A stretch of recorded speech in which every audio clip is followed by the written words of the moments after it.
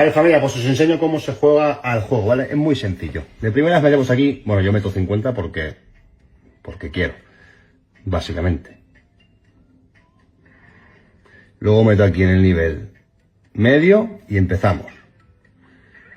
Vale, 1, 2, 3, 4, uno más y retiro. Es así de sencillo. Sí que es verdad que esta semana me ha ido un poquito peor y tengo de ganancia 587 que se puede ver aquí arriba. Ha sido una semana más flojilla, pero bueno, al final no está tampoco mal. Como siempre os digo, voy a dejaros aquí el enlace, ¿vale? Donde tendréis 350 tiradas gratuitas. Si metéis entre 20 y 400 euros, se os duplicará, ¿vale? Así de fácil y así de sencillo. Cuidaros mucho y que paséis un feliz sábado.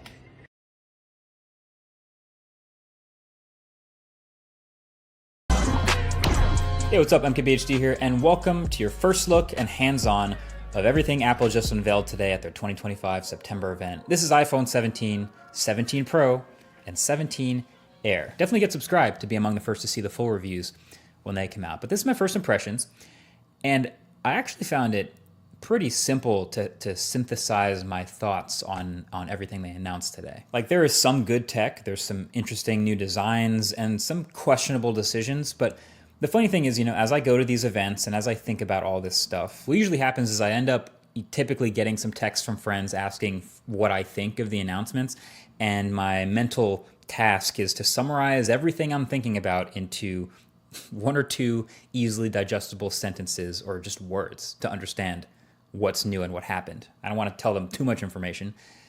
And so that's what I'm going to give you about each of the things Apple announced today. I'm going to give you my super compressed version of what I saw. So let's just start with the iPhone 17, right? The base new iPhones. My ultra simple summary for the iPhone 17 would be, hey, it got ProMotion and a better selfie camera, and the rest is mostly the same. So the design is mostly unchanged other than the new colors, same screen sizes, same dimensions, same camera bump, same buttons and camera control, which they barely talked about. But there's a new A19 chip inside, which we expected. That should see some nice performance gains and efficiency bumps, roughly 20% faster CPU, which is nice. And battery life should be a few beats longer. And the display is brighter too, getting up to 3000 nits. But this is the first time we are seeing a Pro-branded feature on a non-Pro iPhone, because every new iPhone across the range now has ProMotion. And it's the same ProMotion too. It's the adaptive 1 to 120 hertz.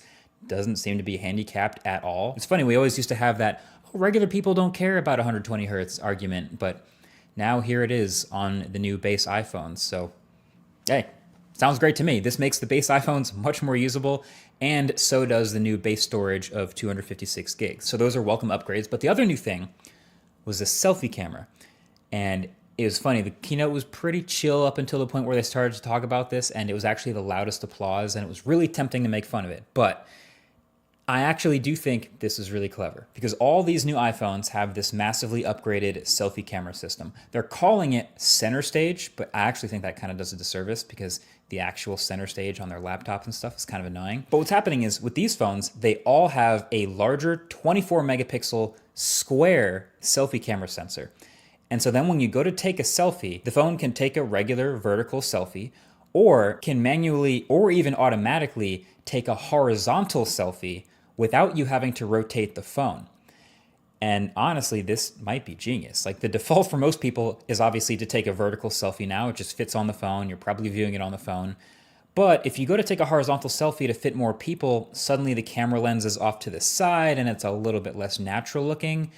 So now, since the selfie camera is larger and a square, it can literally just crop an 18 megapixel selfie in portrait or landscape, and for videos or photos. I think it's great. It's very useful. It might be the biggest upgrade to the iPhone 17.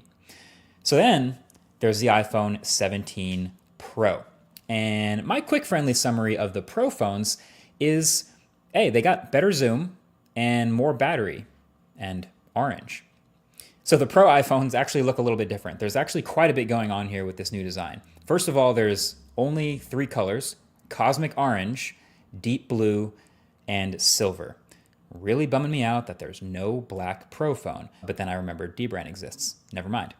But then the thing that's going to catch everyone's eye on the back is the camera bar up at the top, which is what Apple keeps calling in their keynote a plateau. It kind of looks a little bit like the Pixel's visor, or frankly, what we've been seeing on a ton of other Android phones for years now, just a huge bar across the top of the back of the phone. But it's actually not just cameras in here.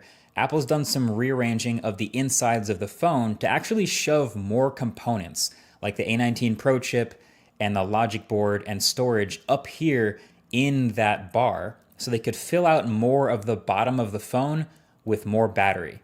And that approach is going to make even more sense in a little bit. But my first reaction to that is, oh yeah, great. That sounds like these Pro phones might actually come with a real substantial battery upgrade from last year, which is again very welcome. Now you might also notice some other little things like the millimeter wave antenna at the top of the phone and the ring around that plateau actually also being an antenna. But then the other new design element is that they actually switched back